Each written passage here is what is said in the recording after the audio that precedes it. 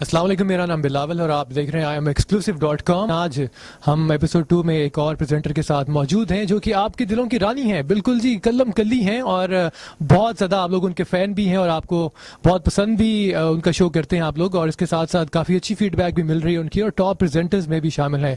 तो आज हम उन्हीं को अपने प्रोग्राम में लेकर आए हैं और यकीनन आप लोग जान गए होंगे कि कल्लम कल्ली कौन है। मस्त FM 103 पर हैं। आज की हमारी गेस्ट का नाम है मदिया आलम। अस्सलाम वालेकुम। अस्सलाम वालेकुम, कैसे आप? ठीक ठाक हैं? जी ठीक ठाक। और सबसे पहले हम आपको वेलकम करते हैं IAMExclusive.com, जो कि इस चीज़ का उन्होंने बेड़ा उठाया है हम लोगों ने, यानी कि FM प्रेजेंटर्स को हम जैसे कि लोग उनको सुनते रहे हैं, लेकिन आज हमने इस चीज़ का इनिशिएटिव लिया है कि उनको आज हम दुनिया के सामने दिखाएंगे कि कितने खूबसूरत लोग हैं। दुनिया के सामने?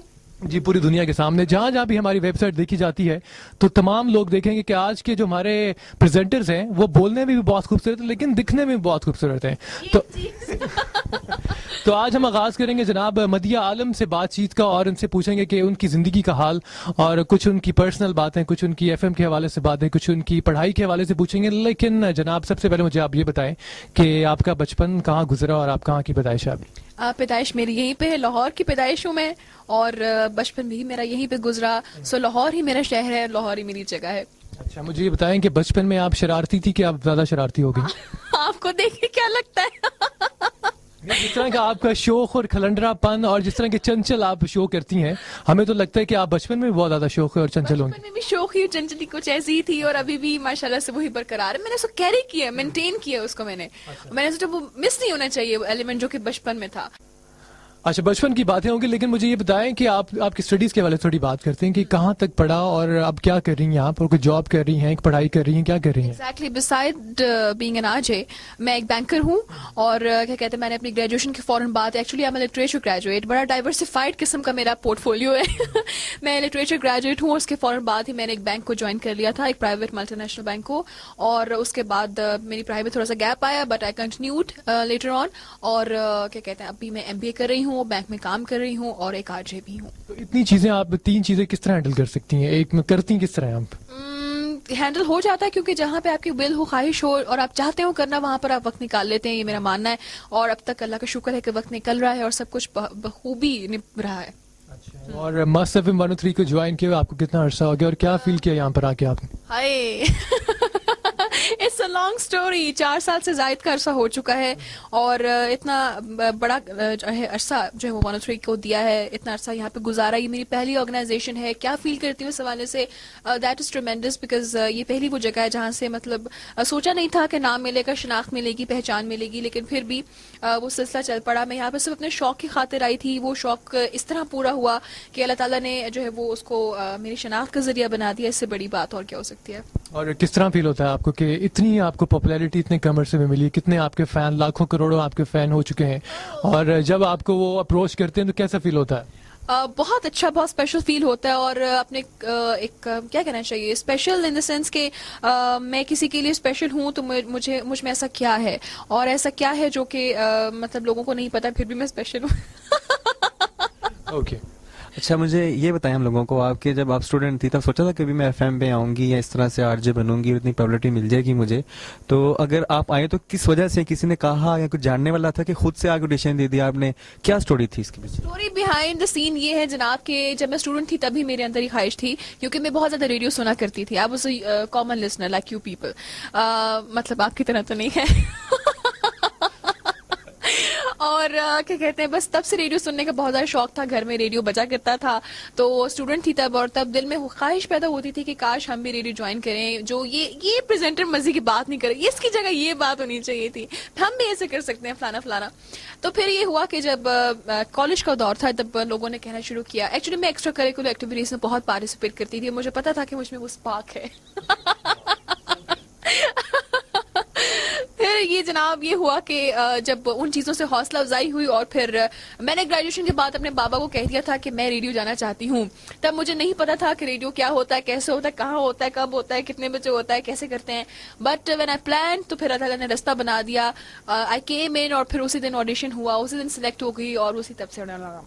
अच्छा मुझे बताएं, जब आपका पहला शो हुआ तो उससे क्या फीलिंग्स थी आपकी? फीलिंग्स थोड़ी नर्वस थी, मैं खासी कंफ्यूज थी, और तब मुझे सबसे ज्यादा टेंशन ये थी कि मुझे पैरा नहीं ऑपरेट करना आता था और इंजीनियर से मेरी कोऑर्डिनेशन नहीं हो पा रही थी। तब पुराने साथी वो यहाँ पे हैं भी नहीं, लेकिन फिर आहिस्ता आहिस्ता करके जो है वो तब मैनेजमेंट बहुत अच्छी थी और अभी भी अच्छी है वैसे, लेकिन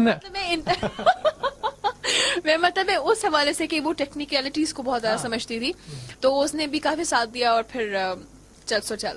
तब की और अब की मलयालम में कितना फर्क आपको लगता है? अपने आप में क्या चेंजेस लगती हैं, और इस रेडियो में आने के बाद अपनी शख्सियत में कितना निखार पैदा हुआ?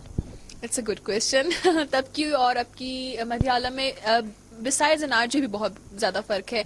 3 साल या 4 साल की पहली मदिहा जो है वो बहुत मुख्तलिफ थी, बहुत मासूम सी थी। ये आप देख रहे हैं, आप क्या कह रही हैं? हाँ, कलम कली की स्टोरी अभी, हाँ उसके भी अभी आते हैं। बहरहाल ये कि अभी खासा ज्यादा फर्क महसूस होता है मुझे खुद as a human as well. तो कलम कली का क्या सीन है उसका? मुझे उसकी स्टोरी बताएं कि ये नाम किस तरह आपने डिसाइड किया, क्या ये अपने आप को डिपिक्ट करता है, क्या चीज क्या है? एक्चुअली सीन ये था कि यहाँ पर एक आरजे हुआ करते थे अकील, ठीक है, उनके साथ मेरे कंबाइंड शोज हुआ करते थे। तो एक दिन वो नहीं आए और मैंने कहा आप जनाब लोग मुझे वैसे तो आपको मुझे पेड़ सुनने की आदत है, लेकिन आज आप मुझे कलम कली सुन रहे हैं। वो जो कलम कली वर्ड था वो लोगों को इतना भाया कि वो क्लिक किया, और तब मैंने उनकी पसंदीदगी को मैंने कहा आज मेरा कलम कली शो है। So then I was called Kalam Kali. अच्छा मुझे बताएं, किस तरह के शोज करती हैं आप? शोक चंचल करती हैं, सीरियस करती हैं, क्या आपका टेम्पो किस तरह का होता है शोज में? एक्चुअली में दोनों तरह के टेम्पोज होते हैं, और क्या कहते हैं, मैंने अल्लाह का शुक्र है कि मैंने तकरीबन हर टाइम पे सवाए मिडनाइट वाले 3 से 4 और 6 ये वाले नहीं किया हुआ, लेकिन हर स्लॉट पे मैंने प्रोग्राम किया हुआ है। मैंने इवनिंग शोज, रोड शोज और अकेले शोज और कंबाइंड शोज सारे शोज किए हुए। क्या कहते हैं, शोज की जो नेचर है वो मेरी ख्वाहिश होती है कि मैं दोनों तरह की रखूं, कुछ वो जो लोग मुझसे सुनना चाहते हैं और कुछ वो जो मैं उन्हें सुनाना चाहती हूँ। तो इट डिपेंड्स के जो मेरे जो थोड़े से हल्ले गुल्ले वाले शो होते हैं उनमें मैं लोगों की बातें ज्यादा सुनती हूँ और वैसे ही कहती हूँ जैसे कि लोग सुनना चाहते हैं, और जो मेरे सीरियस वाले या थोड़े स्लो मीडियम पेस वाले शोज होते हैं उनमें वो होता है जो कि मैं लोगों से कहना चाहती हूँ। अच्छा ये बताइएगा कि एफएम आने के बाद एक फैमिली में जो आपका था एक उठना बैठना, पहले अपनी कजन्स में, अपने फ्रेंड्स में, उसके बाद कैसा लगता है? जाके प्राउड फील होता है कि जी मैं एफएम की प्रेजेंटर हूँ? जब आपको देखिए सिर्फ ना सिर्फ फैमिली और कजन्स और फ्रेंड्स में बल्कि कहीं भी आपका उठना बैठना हो, it counts a lot, it matters a lot. जब आप कहीं भी जाते हैं अपनी शराख्त के साथ तो फिर वो आपके साथ साथ चलती है, और यूजली मतलब इट काउंट्स। आप लोग कहते हैं कि अच्छा आप आजे हैं, अच्छा 103 से भी हैं। यूजली मैं खुद नहीं बताती हूँ लेकिन लोगों को पता चल जाता है, लोग नाम सुनकर ही पहचान लेते हैं, आप कहीं रेडियो पे सुनी हुई लग रही है। तो बस ये एक बड़ी कामयाबी है इटसेल्फ। अच्छा मुझे बताएं कि मलयालम को खाने में क्या पसंद है, पहनने में क्या पसंद है, और क्या लाइफस्टाइल क्या है मलयालम का? मलयालम का लाइफस्टाइल जो है वो बहुत बिजी है, और क्या कहते हैं खाने में मुझे आपको पता है कि सब कुछ पसंद है। और खाने में मुझे सब कुछ पसंद है, मैं सब कुछ खाना पीना पसंद करती हूँ और काफी फूडी हूँ। और पहनने में मुझे वो हमें लग रहा था ये नहीं आना चाहिए। हाँ पकाने में जैसे काफी लड़कियों को होता है पकाने का शौक, आप क्या पकाती हैं? मैं यूजली भेजा पकाती हूँ। बेजा फ्राई करती हैं मलयालम? अच्छा ठीक है। अच्छा वो मैं काफी अच्छा फ्राई कर लेती हूँ, सुनने वालों को भी अंदाजा है इस बात का। दिमाग की देवी बना लेती हैं ये बड़ी अच्छी से। रायता, दही नहीं दिमाग का रायता मैं बहुत अच्छा बनाती हूँ, आप लोग कभी बनवाना चाहें तो। अच्छा और मुझे ये बताएं कि हमारी वेबसाइट ने इस चीज का बेड़ा उठाया है, तो आपको कैसा फील हो रहा है कि बेड़ा वाकई उठाया इस चीज का? क्योंकि हाँ हम दोनों ने ये बेड़ा उठाया है। बेड़ा जो है वो चले इसको इनिशिएटिव कर लेते हैं, इस चीज का इनिशिएटिव लिया है कि हमने प्रेजेंटर्स को ऑन स्क्रीन दिखाने का एक एक चीज लेकर आए हैं कि यार लोग सुनते हैं। तो आपको कैसा फील हो रहा है कि पहला इंटरव्यू आपका वीडियो में है और इस वेबसाइट के थ्रू आप पूरे दुनिया में आपको देखा जाएगा? It feels nice, it feels good, और क्या कहते हैं अच्छी बात है ताकि लोग जाने कि जिनको वो आवाजें जिनके साथ वो अपना प्यार अपना खलूस अटैच करते हैं, मंसूब करते हैं, वो लोग शख्सियात कैसी हैं और उनके साथ करना भी चाहिए कि नहीं। क्योंकि लोग आप ही से सीखते हैं, ठीक है? आप जब आप लोगों को सुनाते हैं या जब आप लोगों को इस तरह की ये कुछ सबक देते हैं तो लोग उससे बहुत ज्यादा कुछ सबक हासिल करते हैं वैसे। हाँ जी, ना सिर्फ जब हम नसीहत आमोज बातें करें, सिर्फ वो तो खैर हर कोई देता है, लेकिन कुछ वैसी बातें होती हैं जो सिर्फ आप ही जैसी होती हैं और वो आप जैसी बातें कोई और नहीं करता, तो फिर लोग यकीनन उससे बहुत इंस्पायर होते हैं, इन्फ्लुएंस लेते हैं, और ये मतलब एक स्पेशल बात है। अच्छा, कभी ऐसा हुआ है कि कोई प्रेजेंटर जो ऐसे की बहुत सुलझी हुई बातें करता है, समझाने वाली बातें करता है, लेकिन वो खुद ऐसा नहीं होता? तो ऐसा कभी फील हुआ कि यार मैं बहुत समझा रही हूँ किसी को अच्छी तरह से, लेकिन मुझ में खुद क्वालिटी नहीं है, कोई चीज आ नहीं रही मुझ में? जब ऐसा होता है ना कि मैं बहुत, जिसे कहते हैं ना, अम्माओं वाली बातें कर रही होती हूँ, तो साथ में ये बता देती हूँ मुझ में नहीं है। That's interesting. नसीहत हमेशा करने के लिए होती है, आप उस बात पे कायम है। Exactly. अब देखिए, क्योंकि हम लोग बेशक प्रेजेंटर्स हैं और शोबिस से ताल्लुक रखते हैं मीडिया से, लेकिन हम इंसान हैं और हर इंसान के अच्छे बुरे पहलू होते हैं, और ये उसकी जैसे कहते हैं ना, मजबूरी है कि उसने हमेशा अपना अच्छा फ्रंट जो है वो सामने रखना है, अच्छा पहलू सामने रखना है। तो ये मतलब कि सुनने वालों को, देखने वालों को, चाहे वो रेडियो पे, टीवी पे, ये जानना चाहिए, मानना चाहिए कि जो सब लोग जो है वो हम लोग को फरिश्ते नहीं है और बिल्कुल नॉर्मल इंसान है, और हर इंसान की तरह हमारी अपनी कमजोरियां हैं और हमारे अपने जो है वो ग्रीवेंसेस हैं जो कि हमारे साथ होते हैं। कोई यादगार लम्हा कोई रेडियो पे आके, किसी शो में, या फिर यहाँ पे इस कंपनी में आके आपको कोई यादगार लम्हा आपका कोई हो? बहुत सारे, एक्चुअली बहुत सारे शोज ऐसे हैं जो मेरे लिए बहुत यादगार हैं। कुछ लोगों के फीडबैक्स ऐसे हैं जो मेरे लिए बहुत यादगार हैं। कुछ हमारे गेट टुगेदर्स ऐसे हैं जो बहुत यादगार है। यहाँ के साथी, यहाँ का माहौल, एफएम को मैं अपना दूसरा घर मानती हूँ, कहती हूँ कि मैंने यहाँ पे जितना भी जितने लगाव से इंसान अपने घर में वक्त गुजारता है, इसी तरह 103 पे मैं अपना वक्त जो है वो उसी लगाव से गुजारती हूँ। और मजीद मुझे बताएंगे कितना अरसा तक प्लान है आपका इसको चीज को कंटिन्यू करने के लिए? जब तक कि कोई रोक नहीं देता या बाहर नहीं निकाल लेता। अच्छा, ये मुझे बताएं, कल्लम कल्ली तो आपका नाम है, लेकिन ये कल्लम कल्ली 2 में कब कन्वर्ट होंगे? फिर वो शो का नाम होगा 82। अब तो कलम कर लेंगे ना। 82 नहीं, अभी कोई पता नहीं, अभी तक कोई ऐसा सीन तो नहीं है, लेकिन जब अल्लाह ताला को मंजूर होगा तो हम 1 से 2 और 2 से। तो ऑफर्स आती हैं, मुझे ये बताएं, ऑफर्स आती हैं अगर जैसे शोज में काफी लोग ऑफर कर देते हैं कि यार we want to marry you, तो इस तरह की काफी ऑफर्स आई कभी कोई इस तरह? ऑफर्स आती रहती हैं बिल्कुल, और क्या कहते हैं, ऑफर्स भी, लेकिन ये कि आपको पता है कि वो ऑफर्स जो ऑफर्स ही होती हैं। तो सबसे बड़ी बात ये कि मुझे इस बात की खुशी होती है कि मेरे सुनने वालों में जो मेरे फैंस हैं ज्यादा, वो लड़कियां और खवातीन हैं। तो लड़कियां और खवातीन जब उस प्यार और लगावट का मुजाहरा करती हैं जो यूजुअली हमें ऑपोजिट जेंडर से मिलना चाहिए, तो वो बड़ा अमेजिंग होता है। तो क्या कहते हैं, जब लड़कियां कहती हैं ना हमें आपसे मोहब्बत है, तो वो बात कुछ और हो जाती है। क्योंकि हमेशा जो है वो ऑपोजिट जेंडर को ट्रैक करना ज्यादा मुश्किल काम है, और मेरे लिए जो है वही काम, आई डोंट नो वैसे ही कैसे रहा है कि हमेशा ऑपोजिट जेंडर जो है वो, मतलब सेम जेंडर ज्यादा अट्रैक्ट होती है। अच्छा, एफएम पे तो आप माशाल्लाह काफी अच्छा काम कर रही हैं, इसके अलावा प्लान है किसी और फील्ड में जाने का, शोबिज़ के रिगार्डिंग?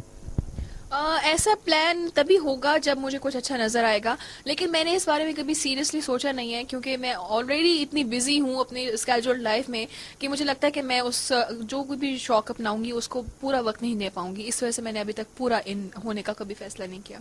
अच्छा, और एक्टिंग के हवाले से क्या आपके कभी प्लान है कोई? एक्टिंग तो बिलावल आपको पता है कि मैं एक्टर हूँ हर टाइम। एक्टिंग का एक्सपीरियंस जो है वो बिलावल के साथ भी रहा है ऑन द स्टेज। एक्टर है मेरे अंदर, ये मैं मानती हूँ, और कभी कभी उसको भी बाहर लाने की मैंने कोशिश करती हूँ, लेकिन सिर्फ शीशे के आगे। और मैं समझ क्या बताऊँ, मैं प्रेजेंटर पे अपने आप को शीशे के आगे लाने की कोशिश कर, शीशे ने मेरी जिंदगी में बड़ा इंपॉर्टेंट किरदार अदा किया। और किसी को शीशे में भी उतार सकता है प्रेजेंटर? वो ये काम तो हमेशा करता ही है ना, वो शीशे में उतारने वाला काम। अच्छा, मुझे ये बताएं कि काफी लोग इस वक्त बेकरार होंगे कि मदिया आलम जब अपना शो स्टार्ट करती हैं तो उनकी शो की जो इंट्रो होता है उसको जब सुनते हैं तो लोग वाकई पता चलता है कि यार मदिया आलम आ गई है, इनकी आवाज से, इनके स्टाइल से। तो आज अब हमारे व्यूअर्स के साथ आप थोड़ा शेयर करें आपका जो इंट्रो है, वो किस तरह आप करती हैं अपने शो का स्टार्ट? इंट्रो बड़ा जो है वो धमाका खेज होता है। हेलो देयर, अस्सलाम वालेकुम लाहौर एंड अस्सलाम वालेकुम एवरीवन, ट्यून इनटू 103। दिल की गहराइयों से, मन की सच्चाइयों से, सारे सुनने वालों को, आने वालों को, जाने वालों को, कहने वालों को, सुनने वालों को, बताने वालों को, समझने वालों को, 103 ट्यून इन करने वालों को एक बार फिर मदिया आलम का साथ कबूल हो। Welcome to the show that is called weekend lounge. मेरा और आपका साथ ठीक अब से लेकर 10 बजे तक, और प्रोग्राम है क्या दिल की बात। और जनाब, आपने आज का प्रोग्राम एंजॉय किया, और आज मदिया आलम से हमने बातें की, उनकी कुछ जिंदगी के बारे में, कुछ पर्सनल बातें, कुछ एफएम के हवाले से। और हमारा बेसिक एम्फेसिस ये रहेगा कि हम जितने भी आर्टिस्ट बुलाएंगे उनकी हम हर तरह से उनसे बात करेंगे, और उनकी पर्सनल और उनकी शोबिस के हवाले से जितनी भी बातें होंगी आप लोगों तक पहुंचाएंगे। और सबसे ज्यादा जी मदिया आलम का शुक्रिया जिन्होंने हमें आज एक्सक्लूसिव इंटरव्यू दिया IamExclusive.com, और ये इंटरव्यू आप पाकिस्तान में सिर्फ इसी वेबसाइट पर देख सकते हैं IamExclusive.com पर। और जाते जाते मदिया आप क्या कहेंगी? जाते जाते मैं आप दोनों का शुक्रिया अदा करूंगी, आदिल आपको और बिलावल आपको, स्पेशली आई एम एक्सक्लूसिव का। ये बहुत अच्छी बात है कि आप लोग प्रेजेंटर्स को इस तरह प्रमोट कर रहे हैं। इट्स अ गुड इनिशिएटिव और इसको जारी रखिएगा। और thank you so much for sharing a lot with me. और आई मैक्स की जानिब से सुवेनियर हम आपको पेश कर रहे हैं, ये फूलों का तोहफा आप कबूल कीजिए। Thank you so और much. बहुत शुक्रिया आपका जनाब। बहुत बहुत शुक्रिया, thank you, Allah Hafiz. Allah Hafiz.